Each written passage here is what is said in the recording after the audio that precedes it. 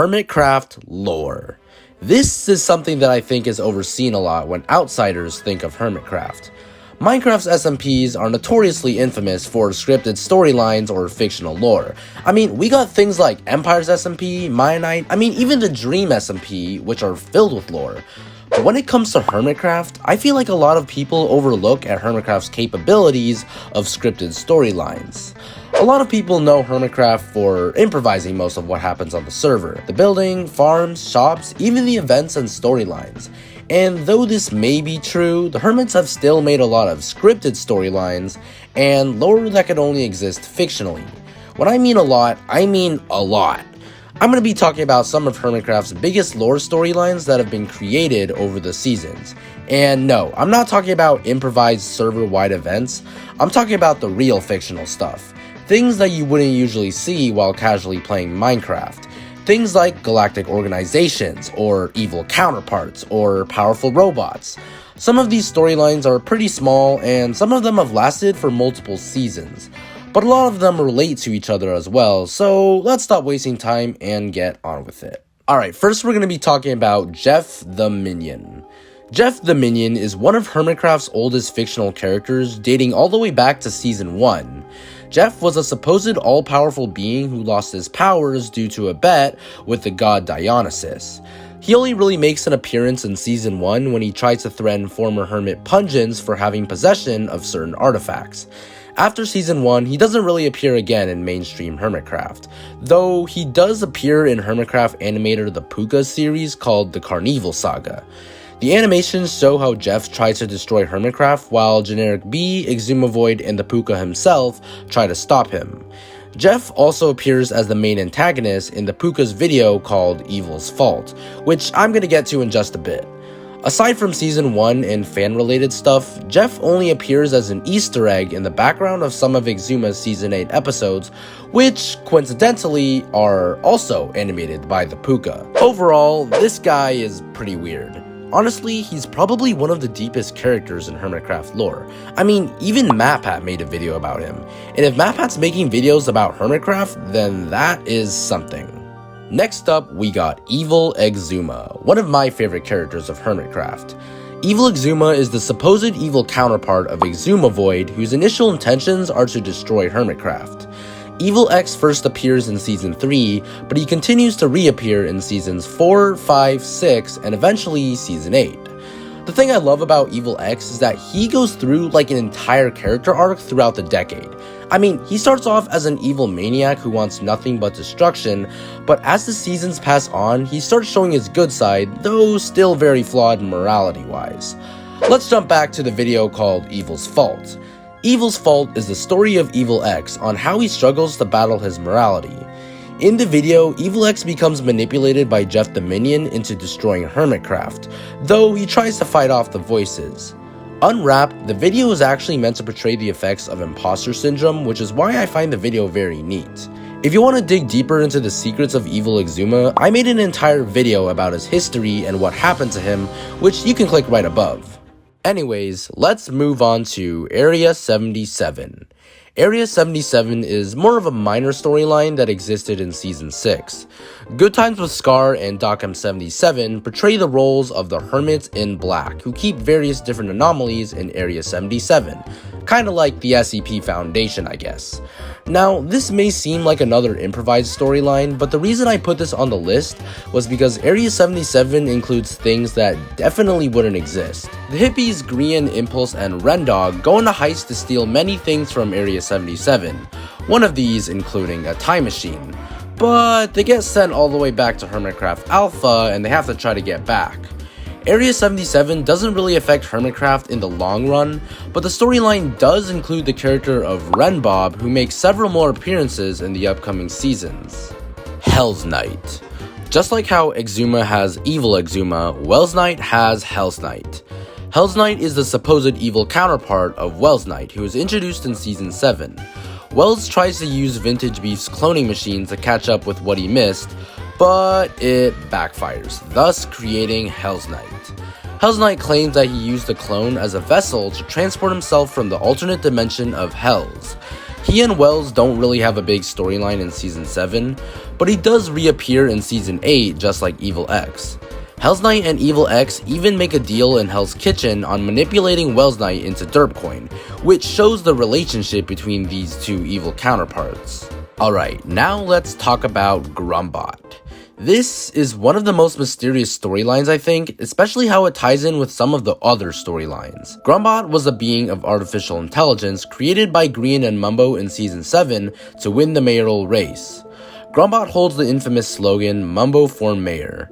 Grumbot ends up not being that helpful, and, well, he kinda throws a little tantrum. So Green and Mumbo end up putting him in a false environment where he thinks Mumbo won, even though he didn't.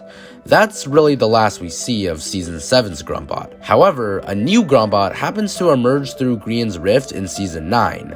This Grumbot, Grumbot Prime, claims that he came from a universe where Mumbo legitimately won. The creepy thing about this Grumbot is that at times he has made strange remarks such as "My Green was sorry too." If you're curious on what really happens to Grumbot Prime during his timeline, I made a theory video on it, which you can also click right above too. Grumbot Prime is even stranger than regular Grumbot, and this isn't even the bottom of the rabbit hole. Grumbot Prime claims that there are more Grumbots out there, and he has some pretty big relations with Season 9's Rift. The only other Grumbot we see to exist is the Empire's SMP version of Grumbot, Emperor Grumbot, built by Green. And my god, this guy is even crazier than Grumbot Prime, threatening to destroy Empire's SMP simply because they don't have a Mumbo Jumbo? Yeah, I'll pass. But enough with scary, dangerous robots. Let's get on to something a bit more cinematic. The Stargazer. Okay, I absolutely love Rendog and his ability to make such dramatic storylines simply from Minecraft. The Stargazer is a cinematic video that holds as the finale for Rendog's Hermitcraft Season 7. It's a Star Wars based story where Ren, the Stargazer, gets manipulated into helping grow the Renpire to let the Renperor infiltrate Season 7, or should we say the planet of HC-7. The Stargazer eventually faces the Renperor's apprentice, and even though he loses, Renbob comes to save the day. That's right, Renbob. The finale really helps tie in everything that happened to Ren during Season 7, including his megabase, which just so happens to be the Renpire Fortress. And this still isn't the last we see of Renbob. The Moon. The Moon storyline was a way to end Season 8 a bit early so the Hermits would be able to enjoy the new 1.18 generation, as well as have a fresh start. First, the moon on Hermitcraft became a little enlarged, which was noticed by a few Hermits like Green and Mumbo. Eventually, the Hermits started feeling effects like earthquakes or levitating, even the parts of the ground started flying into the air, all while the moon continued to enlarge. It was revealed that the moon on Hermitcraft was actually heading towards the server at an increasing rate, which was why all the strange stuff kept happening. Each Hermit responded to the moon in different ways, such as Mumbo with his Mooners cult, Tango with the Hassa headquarters, or Ren and Doc with Hermatrix Octa. Eventually, the Hermits fled from the server as the moon crashed into it, thus ending the season. There were a lot of mixed responses to how the Hermits decided to end the season, but personally, I think this was a good way. I also love how each Hermit took advantage of the moon and responded to it in different ways, especially Ren and Doc with the Hermatrix. The Hermatrix was a Season 8 storyline by Rendog and Dockham77, which included a number of puzzles and journeys, which the audience could interact with too. Many episodes included clues and secrets, which led to uncovering even more. The Hermatrix even had its own website, which had codes you can crack and everything. The thing I loved about this storyline was the fact that it included us, the viewers, into helping crack the secrets. Eventually, the Hermatrix puzzle led to a server where people could join and dig up a massive area, which uncovered a device for the Octagon. And then there was Hermatrix Octa, which was a piece of the enlarging moon that brought Ren and Doc into a cult of sacrifices. At the end of the season, the Hermatrix was revealed to be a simulation created by Goatman and Renbob that the Hermits were in while they were being transported to Season 9, meaning that all of Season 8 wasn't real. The moon was used to wake up the Hermits from the simulation because there was a virus called the Nothing. While this moon may be canon to the Hermatrix storyline, many other Hermits use the moon in their own storylines. What's interesting about this is that Ren and Doc portray each season as a planet like HC-7 or HC-9, just like with the Stargazer. And this representation continues on to Season 9 with the Gigacorp. The Gigacorp is yet another sci-fi storyline created by Ren. A space entity named Admiral Endurion sends an AI named Rosiebot and the Gigapod to Ren in order to prevent the dangers that will come to HC-9. Now, these dangers aren't really revealed, but I have a feeling it might be referring to the Rift. Ren is given multiple tasks such as inserting a Genesis block into the Gigapod. The Gigacorp storyline isn't as big as the Hermatrix, but it may be connected to it in some way considering the fact that it also references each season as a planet.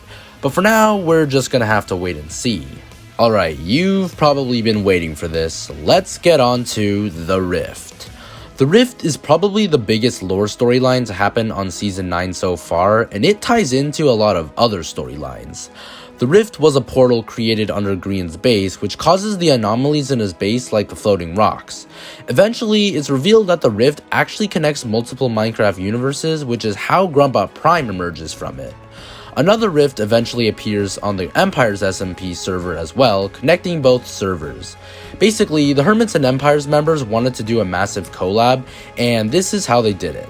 The Hermits traveled through the rift onto the Empire's SMP, and their goal was to try to get back to Hermitcraft while interacting with the Empire's members. After the whole collab between the two SMPs, the rift closed up, and that was the last we have heard of it. Now, do I think this is the complete end for the rift? No. Considering the fact that so many other storylines were brought back, like Evil X, I doubt that this is the last time we'll ever hear of the rift. But I guess we just have to see. And I'm going to continue to make theories on what's going on, so if you want to stay up to date with all this, I'd recommend liking and subscribing so you don't miss another video. I know I haven't mentioned every Hermitcraft storyline in this video, so if you ever want to see a part 2, let me know in the comments and tell me what other fictional storylines I should talk about. Anyways, take care everyone, and I'll see you in the next video.